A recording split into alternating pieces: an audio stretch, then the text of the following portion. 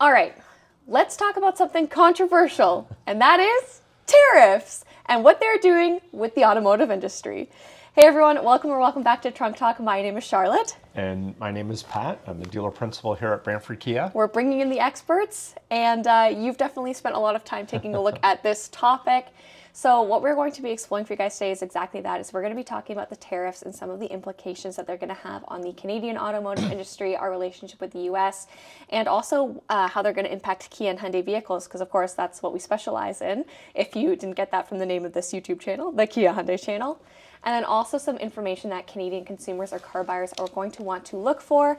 Now, of course, we understand that this is something that is a little bit controversial. It can be political too. We're going to try to handle it with the most tact that we can and respect for anyone, no matter what they voted with. I mean, we're going to give you our opinions that is based on some research that we've done. And if you disagree with us, we're okay with that. Yep. So feel free to comment if you have a different mindset on some of the things that we say. Yeah, and maybe we can even start some really good discussion in the comments, because we're always curious to hear what other people are saying, especially in other parts of the world or in Canada. Right. So with that being said, let's talk tariffs. Okay, so let's start off with a little bit of an overview as to what the current tariff situation is looking like. We've had some implications on steel, aluminum. Yeah, so I mean, right now, U.S. has levied some tariffs against Canada. Anything that's not covered in the USMCA, our trade agreement. There's been thought that automotive would be covered in that, but at this point there's nothing going on until April 2nd. And so Canada's retaliated. And so they've put tariffs on basically dollar for dollar.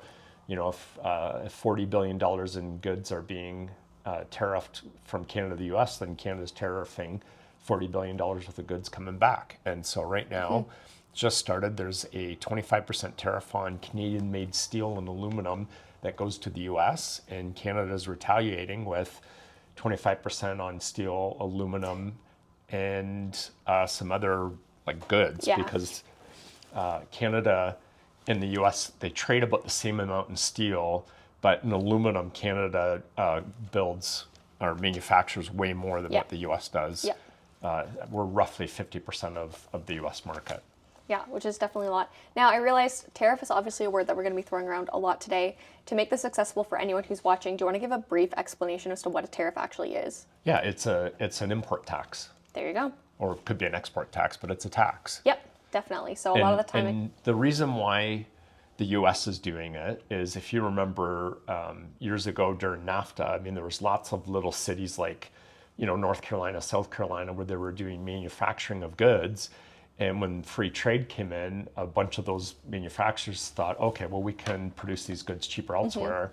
And so there's a lot of manufacturing jobs lost. They weren't lost to Canada, however. And so where we get annoyed is that this whole trade war between Canada and the US, like traditionally we're really, really good partners. And I don't totally get it. Yeah. And I think that's probably how a lot of people are feeling too, but it doesn't mean that we necessarily stop viewing them as our friends to the south, stuff like that too. So the Canadian government has obviously done a lot of I want to say tariffs in retaliation, but I was struggling with that word a little bit. Retaliatory, yeah. So that has definitely, I don't want to say like escalated, but it definitely has played a role in what we are seeing being implemented. Do you have any more info on that? Anything else you want to expand on there? Yeah, I think one of the things that the average American probably doesn't understand is that Canada is like one of the #1 buyers of U.S. goods. And so when we're talking trade surplus and deficits, the Canada buys more manufactured goods from the U.S. than Canada sells to the U.S. You know, the only difference in trade imbalance is that the U.S. refines a lot of Alberta's oil, and that is our #1 item that the U.S. buys, which means that Canada has a bit of a trade surplus. But if you take energy out of it, we actually are in a deficit. And guys, let's face it, Alberta has like 4 times the amount of oil that all of the U.S. does. So for those of you who think you don't need Canadian energy, you kind of do. Yeah, you're going to want it. Don't worry. So that's definitely been a lot of, I want to say drama, but I think a part of it too is everything seems to change on a month-by-month basis. As you think that something's going to be implemented, then it's repealed, and then it sounds like something different is coming into play, and then that gets pushed back 30 days. So it just seems like there's been a fair bit of inconsistency too. It's, it's a lot of, okay, get ready, hurry up and wait. And then you're not necessarily seeing the full extent of what you're expecting to. Right. Okay, so that provides a general overview of what the situation is looking like between the US, Canada, and then also what our trade situation is looking like. Sure. Let's get a little bit more specific with the Canadian automotive industry because, of course, we're based in Canada. We're in the automotive industry. That applies to us. So yeah, here we are talking about it, I guess. So how much of Canada's auto manufacturing relies on the US or is based on the US? Okay, so let me give you a couple quick facts. Number one, Canada buys 900 million more US dollars in auto 900 more than it sells to the US. So the US has a trade surplus selling us cars. Number two, Canada's the largest auto buyer from the US, and we are more than Germany, Mexico, and China combined. Number three, since 2020, there's been almost $300 billion in investment in automotive manufacturing and related stuff. And of that 288 billion, 7% was in Canada and 81% was in the US. So obviously auto manufacturers are supporting production in the US. Yeah, definitely. Canada builds 9% of the US new vehicle purchases, whereas the US builds 40% of the Canadian purchases. Wow. And then lastly, we want to talk about parts movements. And so to give you an example, I thought we would use one specific part. So you've got your steel alloy that is refined in Pennsylvania. They ship it to Mexico. In Mexico, they turn it to a spring. They ship it to Ontario. Ontario, they add it to a strut mount. It gets moved around a little bit and ends up back in the US where it could go into an F-150 for a vehicle that could be sold in Canada, United States, or Mexico. So the supply and movement of parts, if you tariff it... It's crossing the border so many different times. If you tariff it every single time, it's going to just make the cost really increase. Expensive. So... No, definitely. So kind of talking about that with parts movement too, what would you say are some key components that are really going to be affected by the tariffs, whether it be coming into Canada or from Canada moving into the US? Yeah, so if the US puts on tariffs on automotive, then we know that the Canadian government is going to respond. And we're not 100% sure what that looks like. So initially they talked about cars, but then the last round, it was just maybe on EVs and trucks. Yeah. And so we're not 100%, but basically it's going to make everything more expensive. I believe that most manufacturers, it's not like they can just pick up and move operations to avoid tariffs. Like, it's a 2-year build out to get a factory up and running. Yeah. And when you go back to the stats that I just shared, like the Americans are being treated very fairly by Canada. We've got trade deficits. We're buying U.S. products, and we're sharing the load. And so North America is a really strong economy when we work together. When we go against each other, you and I are just going to pay more money for everything. Yeah, and nobody wants to do that, especially in this economy with the way things are going right now. So we don't want to see that continue to increase. But okay, so let's niche down even more with Kia and Hyundai. Sure. So that's obviously the brand that we work for. Those are the stores that we have. And I think that they are at a little bit more of an advantage than some of our U.S. domestic manufacturers. Yeah. So, I mean, let's say hypothetically automotive is going to be tariffed and, back and forth in both countries. Yep. Obviously, that's going to increase the cost to the consumer and the manufacturer. There's potential for supply chain disruption so that, if we remember post-COVID, like getting cars was really, really hard, and we have product now. We're finally getting back to normal, and I feel like we could quickly see that fall apart again. I think, if you increase costs and you have supply chain issues, then the next logical thing is the North American manufacturers are going to be less competitive. Yeah. So Europe and other places, probably will be able to produce cars cheaper, and there definitely will be shutdowns because anytime you have supply interruptions, you're gonna idle lines. Now, how does it affect Kia and Hyundai purchases in Canada? I think it's gonna have a minimal effect. So So Kia, that's good news. Right. Kia, for example, produces some vehicles in the Georgia, U.S. plant. Yep. it just started EV6 production for Canada.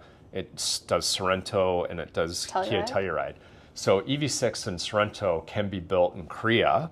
We have a trade agreement with Korea, so that would mean that production that comes from there is tariff free. The Telluride cannot be. It's the only plant that it's built. So we'd probably have to sacrifice Telluride, but we would have minimal price increases across the line versus like, Ford, who every single engine that goes in an F-150 is built in Canada. Yeah, which is America's favorite pickup truck. So right, and Canada loves buying F-150s too, and so there's no way really to not have increased costs. Yeah, which is really the downside. I think in response to Telluride too is obviously, like, personally that's one of my favorite vehicles. That's something I would love to drive. We were literally talking about this today, especially because I have baby number 2 on the way. But when it comes to Telluride in Canada, we're not necessarily seeing the same volume of them that we saw pre-COVID too. Like, we still haven't seen necessarily like normal production. Like, we don't have a steady stock of Telluride too. Yeah. It's still kind of by order basis. The last few orders have been bigger. It may still maintain like some semblance of what is like the normalcy for now. So I'm trying to say. Yeah, like Kia Canada's plan is to not increase prices or be too reactive unless this is a long running thing. So they've done what they could to get product into Canada. The U.S. production is only about 19% of our business plan. Of that 19%, we've already gotten 6% of those vehicles. So we've gotten over a third of them. And, they can always tweak the plan if they need to. And, maybe take a few less of, Sorento and maybe get a few more Sportage or Celtos. So overall, we're going to be okay. It's not an ideal situation, though. Yeah. It's not ideal, but I don't think that we're in as much, I'll use air quotes here, as much trouble as some other manufacturers who don't necessarily have those options of kind of shifting their production around. Right. To production companies around. Okay, so let's talk about some of the repercussions. So do you see any long-term effects coming from all of this? Well, I mean, ultimately, it depends on how long it goes on. Like, if this is a tactic to renegotiate the USMCA, then... And can you define what that is? That's the United States, Mexico, Canada trade agreement. There you go, USMCA. It used to be NAFTA. And so, there's some discussion. If it's, something that's going to last for a while, Canada needs to find other trade partners. Yeah, definitely. And, needs to find other places to refine our energy. It needs to do more trading within provinces. It's been really easy to sell products to the U.S. because of our close proximity. And so now we need to diversify. And I think that is happening. Yeah. The other thing that's happening, for our American friends is there's a really big Buy Canada movement. And so, the guys who used to love their bourbon aren't buying it. In fact, it's not even on the shelves anymore. Yeah, it was all taken off the shelves.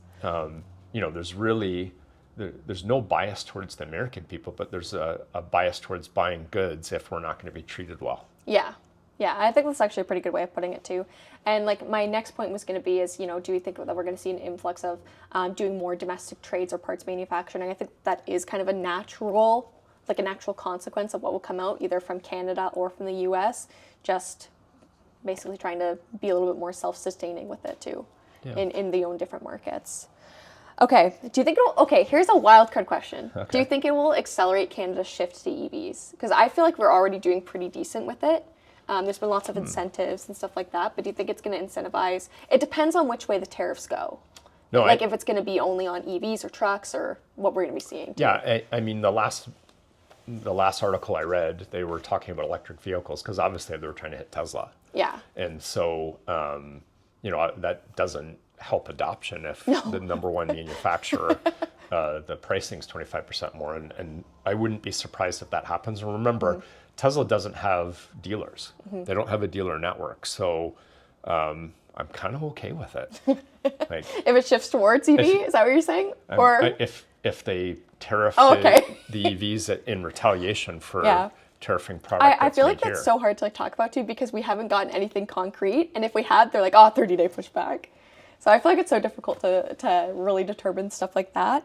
But, okay, so last 2 questions. Okay. These are going to be specifically for Canadians. So should Canadians prepare for long-term disruptions?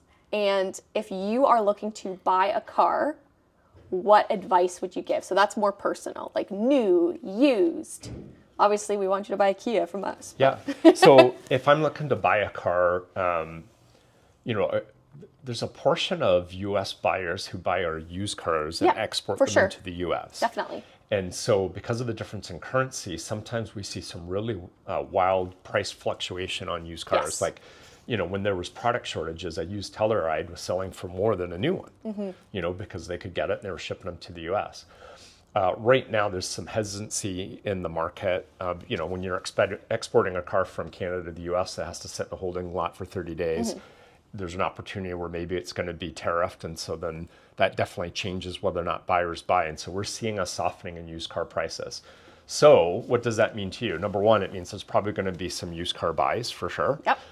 It also means that your trade-ins are going to be more modest. Yep. So if you're thinking of making a move, this is a good window to do it because the drop in price hasn't totally been priced into the market yet. Yep. It's still fairly strong because we're in our spring selling. And, you know, lastly, as far as new, what would I look at? I mean, I would look at whether or not the price jumped $3,000 or $4,000. Yeah, and absolutely. no manufacturer wants to do that. And so, you know, you go back to what is a great value, what has the features that you want, and what's a fair price. And I would be really surprised if you didn't find Kia and Hyundai in those lists because that's kind of our brands. When things get tough, we tend to do a little bit better. Yeah, and a part of that is just the value that's built in. So get great safety, great warranty, get great tech, get great design too. So promo. Okay, anything else you want to add? Or does that pretty much cover it? I mean, the whole impetus for starting this was based on fentanyl. And, you know, for... Okay, wait. You've now brought up drinking and drugs in this podcast episode. Controversial. Gabby and I have never brought those up. Okay. I mean, there's data to support that there's as much fentanyl coming into Canada from the U.S. versus, you know, what's going from Canada over. Like, the Canadian government did invest $1 billion to improve border security, but guys, like, it's already been pretty secure. I mean, with the exception of some provinces where they literally connect with no barrier and they weren't being monitored. And so that now is being monitored. And that's a two-country issue. So, I mean, you kind of got to give your head a shake about, you know, Canada is allowing all this fentanyl to come across the border and all this kind of stuff. And bluntly, more people from the U.S. come into Canada to try and work them from Canada into the U.S. So, like, they got to work together. Yeah. Definitely. And it's like what you said earlier, too, is like North America's economy really flourishes when, you know, Canada, Mexico, and the U.S. are able to work together. And, yeah, we are able to support each other a little bit more that way, too. Everyone wins. Yeah. But with that being said, thank you guys so much for joining us on this a little bit more relevant topic. Two people's opinions. It's two people's opinions. The information is changing all of the time. So if you're watching this in a year's time or something like that, and you're saying, hey, none of this is relevant. Yeah, everything is probably everything we said wrong. was wrong. That's okay. And again, if you disagree with us, that's okay. We still love our friends to the south. We love our friends in Mexico. And of course, we love our country of Canada. So we're very grateful with where we are, and we do not take that for granted. So anything else? Thanks for watching. There you go. Thanks, guys. Bye. Bye.